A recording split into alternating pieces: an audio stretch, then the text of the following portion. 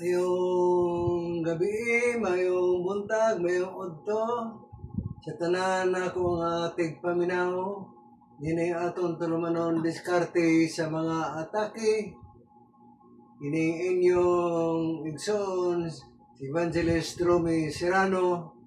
Magapadayon ini tulumanon diskarte sa mga atake. Alang sa tanan natong mga kagalaan, akong pasalamatan ang inyong pagsubaybay nining atong tulumanon din makadugang kini sa pagpaligon sa atong pag-alagad na sa Ginoo. Sa dili pa kita moadto nining dako nga suwito. Sorry kay dili kayo mabasa ang heading. There is no reason to doubt divine help. There is no reason to doubt divine help. Walay katarungan na kita magduduha sa pagtabang sa Ginoo. Mukini ang ato nga suhito nga pagasaysayon karon. Pan sa dili pa kita moadto makaigsunan ngayong ko nga magampo na kita. Mahan nga balaan. Daghan salamat na ikaw naghatag og mga paagi. Rin makapadayon gapon kini nga tulumanon. Palangini ang mga viewers. Naunta makakat-on kini sila sa leksyon pinaagi sa imong pulong. Akong pagasaysayon din ang mga katawhan. Nagaduha-duha sa pagsalig kanimo. Nagtuo apan walay pagsalig. Hinungdan akong gihimo kini nga suhito nga dili kinahanglan ang tao magduha-duha sa panabang gikan sa Ginoo. Manawon ta kini sila sa mayong panglawas, ug ako kini ginatugyan sa ngalan ni Jesus nga akong manluwas. Amen. Karon mga kagalaan, sumala sa YouTube channel nining inyong ubos nga higala. Daghana ang mga suhito na akong gisaysay. Inyo lamang moadto kamo sa YouTube channel ang akong title Romy Mungaya Serrano. Kung moadto kamo mga kagalaan niini nga channel, daghan na kayo ang mga nagkalain-lain nga mga suhito. Pwede ninyo kini magamit sa inyong mga simbahan. Makapili ka mo makagalaan sa nagkalain-lain nga mga suhito nga inyong maangyan. Ini atong suhito, there is no doubt. There is no reason to doubt divine help. Mao kini ang ato nga pagatun-an karon. Kay akong nakita na ang mga kahagalaan, ang mga katawhan, nagtuo apan walay pagsalig. No, kini ang ayan ba nato duha-duhaan kining nasulat sa Biblia. Mahinungdan ngano nga ang tao kulang sa pagtuo o pagsalig sa tabang sa Dios, kay ang muto sa tao makagalaan, to see is to believe. Muna ang ilang muto nga ang mga tao mutuo apan walay pagsalig. Ang kahimtang karon sa mga tao, mas musalig kita sa atong private security kaysa manulunda sa Dios nga iyang ipadala tungod kay dili man nato makita. Kay ang hunahuna lagi sa tao karon, kanang gusto nila nga makita gyud para musalig. Hinungdan nga mas musalig sila sa ilang mga security guard. Kay makita man gyud nila nga naa nagbantay. Apan dili kini sila mutuo may tungod sa mga manulunda na sinugo sa Ginoo na iyang ipadala sa pagbantay kanato apan kay dili man nila makita. Mauna nga ato karon tan-awon makaigsunan kung unsay hinungdan niini kay nakulangan ang tao sa pagsalig sa saad sa Ginoo, pero dunay pagtuo apan walay pagsalig. Nagkinahanglan kini makaigsunan kung galing kita mosalig full trust. Isalig ang tanan natong pagtuo sa Ginoo. Dili kay ibutang ta nga duha-duha. Ang Ginoo nasayon. Kung ikaw no salig manggaling kaniya, ayaw na pangitag lain nga makatabang kanimo. Kay ang Ginoo mao ang naghatag kanato. Atong makita makaigsunan, pinaagi nining simbolo sa symbolism of divine health. Mabasa ta kini sa Pinadayag 4 versikulo 6 hangtod sa 8. Nayon diri niini kay mo kini ang atong teksto nga pagatagud-taguron para kita mosalig kay nagpahayag kini pinagi sa simbolo. Nayon diri og libot sa trono sa matag kilid niini ana nagaalirong ang upat kabuhing binuhat nga atubangan niini og likod nalukop sa mga mata. Di man ninyo makaigsunan ang simbolo nga nagsulti dinhi nga naay upat kabuhing binuhat atubangan sa trono og sa likod niini nalukop sa mga mata. So, kuhaon ta kini kung ano nangyon ang Biblia, nalukop sa mga mata ang likod o atubangan. Kuhaon ta niini ang kahulugan sa mga simbolo makaigsunan. Sa versikulo 7, ang naunang binuhat daw leon. Unsa? Ang naunang nakita ni Juan daw leon. O ang ikaduha binuhat daw baka nga toro.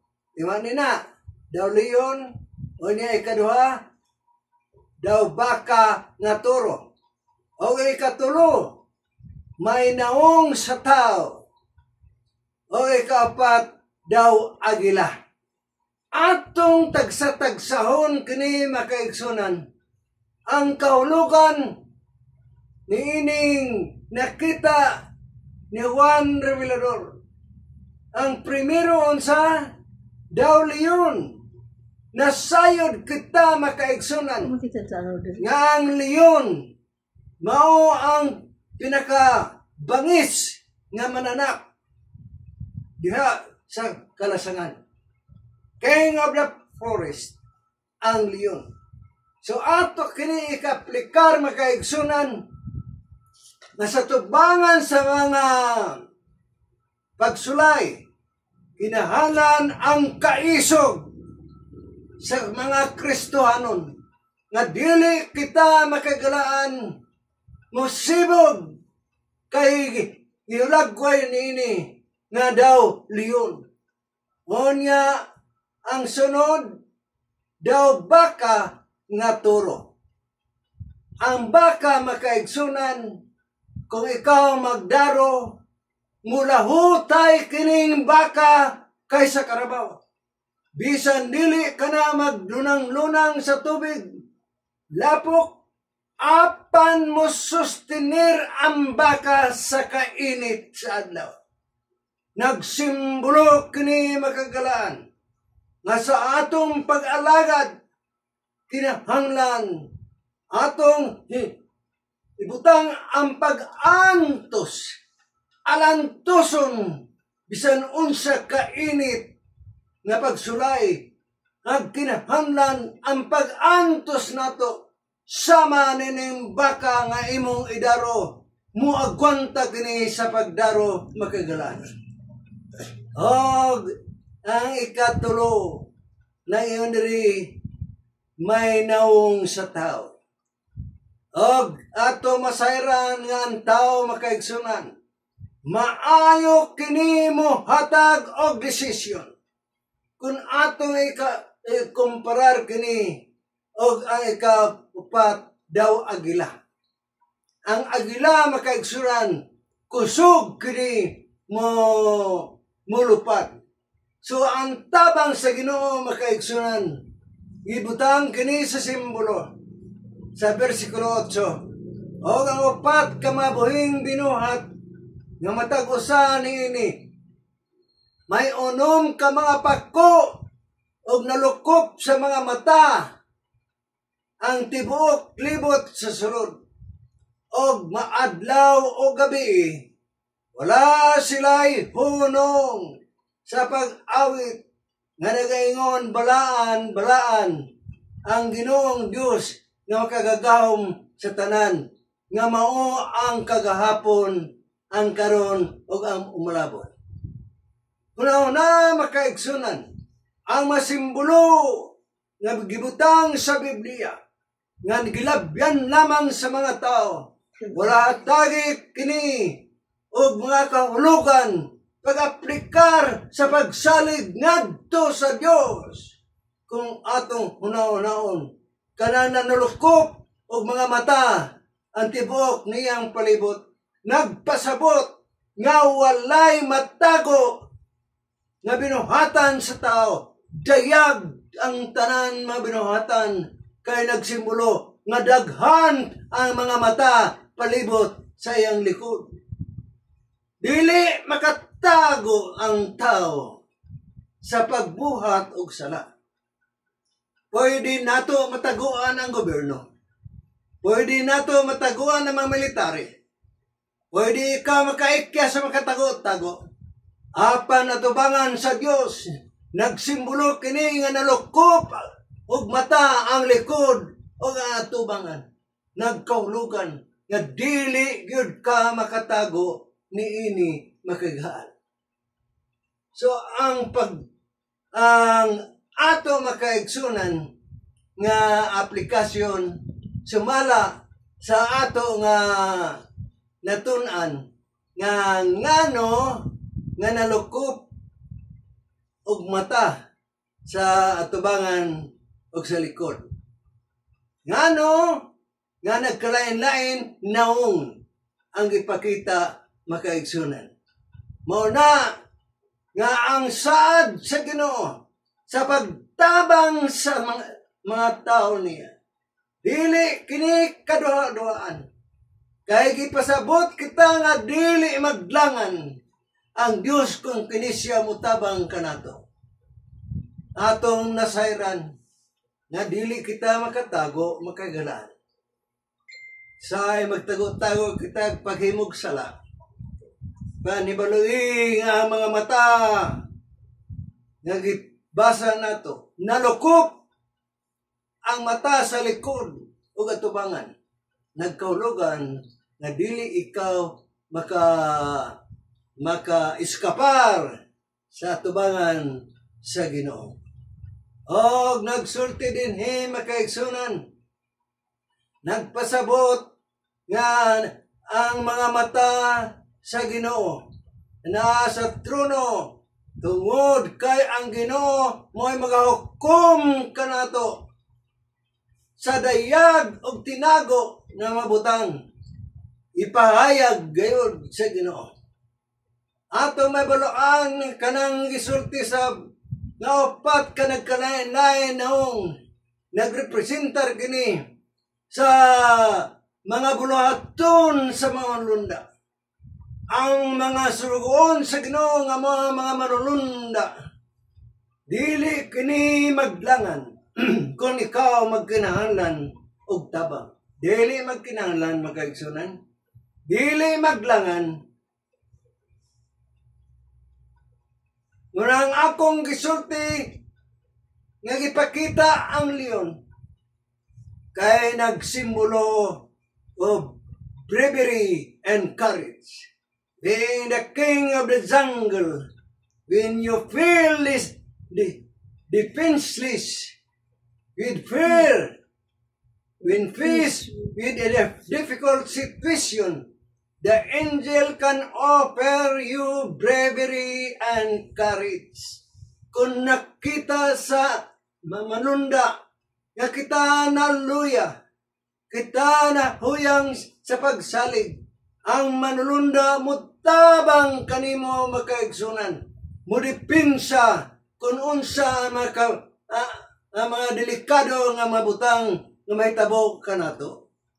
Nga kini makaigsunan nga gipadayag, ang nagkalain-lain nga matalan-aon dinhi.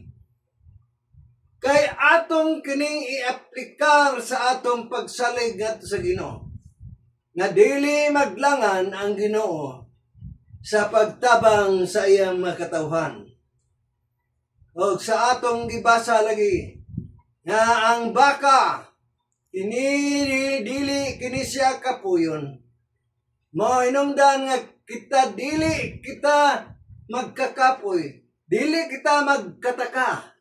Kung galing ang imong gipangayo sa Ginoo, wala pa'y hatag, ayaw paghunong sa pagpangayo sa Ginoo. Hinahanglan mo sustenir kita sa pag-alagad. Walay katarungan nga ikaw magluya sa imong pagtuo. Walay katarungan nga kita magluya. Tungod kay gisimbolo ang tao sa Dios sama sa baka nga toro. De kini kapuyon sa pagdaro kumparar ta sa karabaw, dali ra maluya ang karabaw. Hinungdan nga gikwaan kini og simbolo ang baka nga toro nga ato kini aplikar nga kita makaigsunan, dili kita maluya sa pagpaninguha sa atong pag-alagad o pagtuo sa Ginoo. Tungod kay atong masayran kini nga muhatag ang manunda kanatog kusog. Muhatag ang manunda og pagpamatngon kanato nga ready sila sa pagtabang kung imo sila gikinahanglan. Og ang simbolo naman sa naong sa tao, nagsimbolo nga kita maayo kita makaigsunan mo desisyon sa husto nga desisyon. Hinungdan nga ang simbolo sa tao, ang iyang kaalam, ang iyang kabalo, may abilidad kini sa tao sa paghatag og desisyon sa maayo nga mabutang. Nagkinahanglan kita makaigsunan og insakto nga desisyon. Kung lamang ang atong tanan nga mga bulaton, kung imo lamang isandig sa Ginoo, ayaw pagsalig sa imong kagalingon, ang tanan nato maplano, isandig kanunay sa Ginoo, kay mutabang kini makaigsunan. Unya mutrabaho ang Holy Spirit sa ato hunahuna paghatag og right decision kung unsay maayo nga mabutang nga atong pagabuhaton. Ato mabalaan makaigsunan nga dili maglangan ang masulugon sa Ginoo. Mutabang gyud kini kanato makaigsunan. Ngonya gisimbolo kining agila. Nga ang agila nagsimbolo sa pagkadasig kini mulupat. Nagpasabot kini makaigsunan. Kung nakita sa Ginoo ang kahimtang sa tao, pananglitan ikaw, naa ikaw sa delikado nga kahimtang, mupadala ang Ginoo sa speed nga pagtabang sama sa gila. Ato mabalaan nga daghan makaigsunan ang nga aksidente kanato. Apan ato maeksperiensyahan nga naluwas kita gikan sa katalagman. Bisan pa ikaw nag-drive unya ang imong truck na sa pangpang, punggan ka na sa Ginoo. Kung ikaw mo sangpit ug mo salig, punggan nga dili mahulog ang imong gidrive na truck. Ang ka-speed sa pagpadala sa Ginoo sama sa gila. Nungdan walay katarungan nga ang tao magduha sa mga pagtabang sa Ginoo. Kay gipakilala kanato pinagi nining simbolo sa pinadayag. Nagsulti sa Ezekiel 1:14. Og ang buhing binuhat kumanlunda, mindalagan ingon sa pagkidlat sa kilat. Kita ka mo ng kilat? Kalit? Mo ka na ang ka-speed sa mga tabang sa Ginoo. Hatagan ko kamo sa buhi na akong eksperyensya. Sa nagwali pa ako sa daghan nga makatuigan. Ang akong eksperyensya makaigsunan, dili ko malimot. Diha sa Binuligan, doon ni ining Kidapawan. Nagtulda ko dito makaigsunan. Duha man ang Binuligan ay sentro sa Binuligan, pero na ay kaduhang Binuligan. Dito ko nagtulda. Ang karsada ni Ana makaigsunan, dulhog unya na ay suba, na ay tulay. Unya musaka na pod ka, apan dili street kay kurbada, kini makaigsunan. Di man na, kurbada, dili street. Nya bukid pa. Kadang ko makaigsunan, nag-drive ko sa motor. Unya, naunsa man nga akong motor. Nawad-an man kalit og kahayag kung siga makaigsunan. Napalong! Anya, kay naanak ko sa dulhugon. Napalong ang suba. Plus, ang akong foot brake. Wala mo trabaho. Kay hingsangit makaigsunan ang kibol. Bisan unsaon ako pag-brake. Di na mo brake. Lusutoy na lamang kini makaigsunan. Na-drive ko nga wala na ako makakita. Paano? Sampit ko Ginoo tabang. Akong gipaninguha nga ma-memorize ko. Kay tulay dito sa unahan. Kurbada, apa naunsa man. Naka-street man ko makaigsunan. Dito sa suba. Nakadasmag ko. Ug dako nga bato. Dito makaigsunan. Nasamad ang akong kamot diri. Ato igsoon da sa Binuligan na midwife, mo'y nagtambal kanako.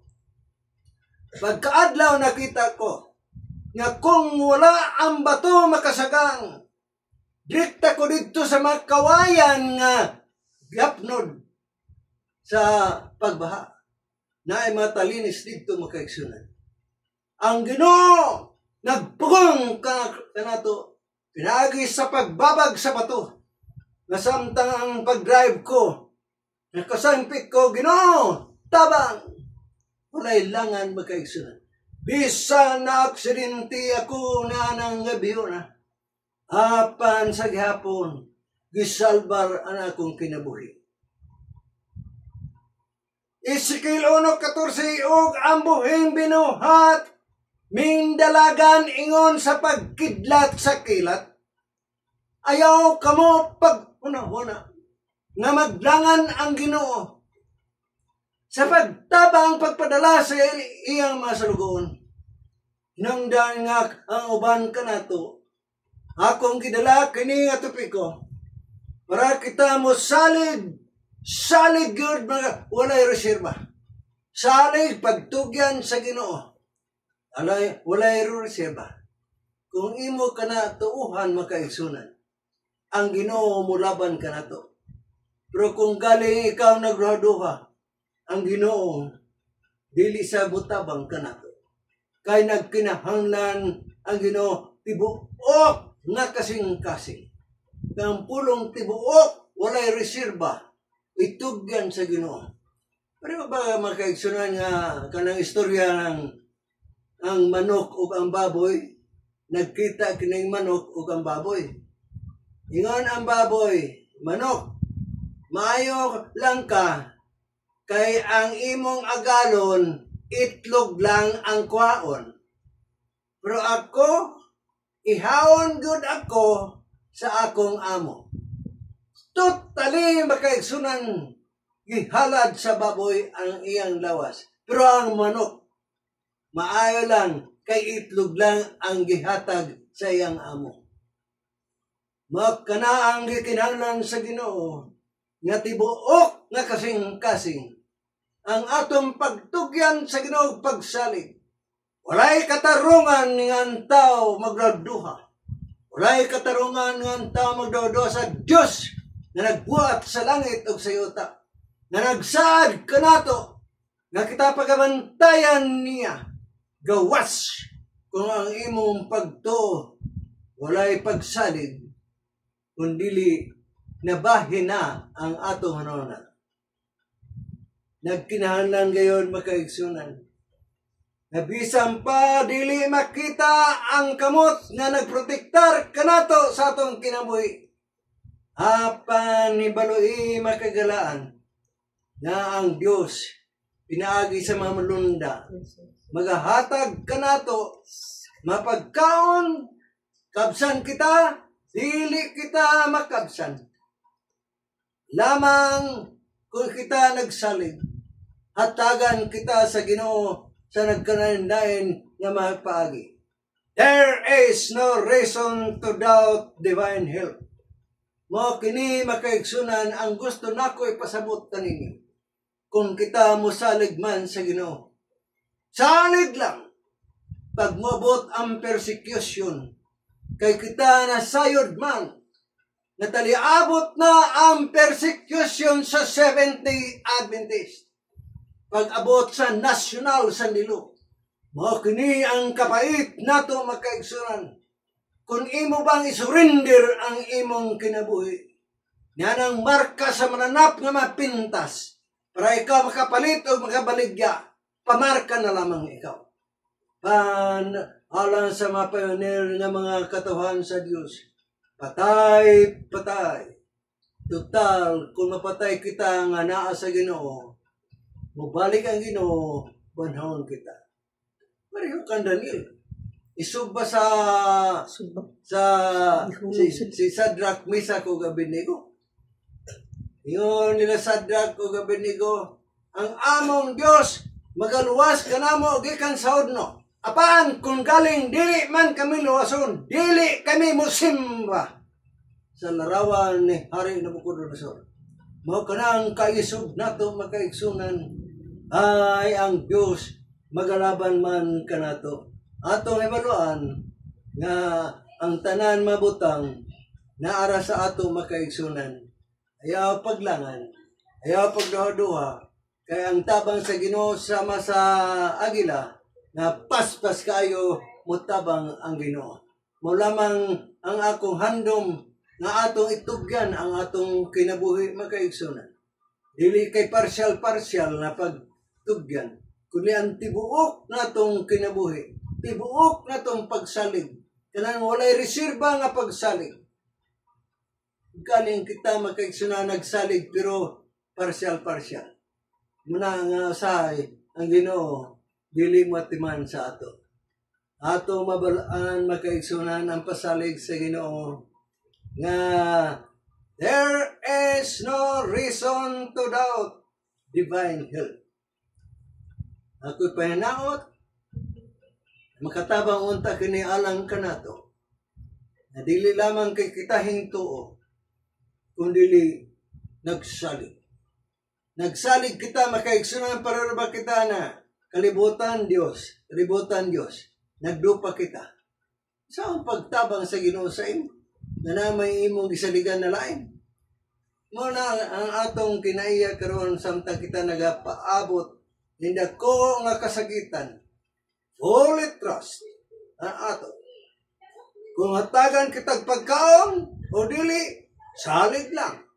Salig lang. Pero alang sa masinulat na atong alagad sa Ginoo, ang Diyos maghatag ubang pagkaon sa kamingawan.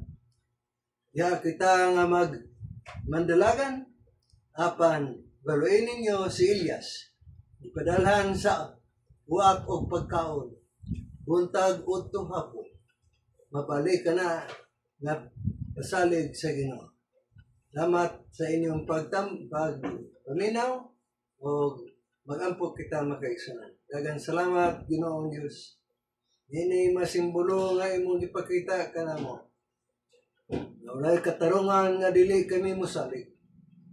Walay katarungan nga dili ka mutabang.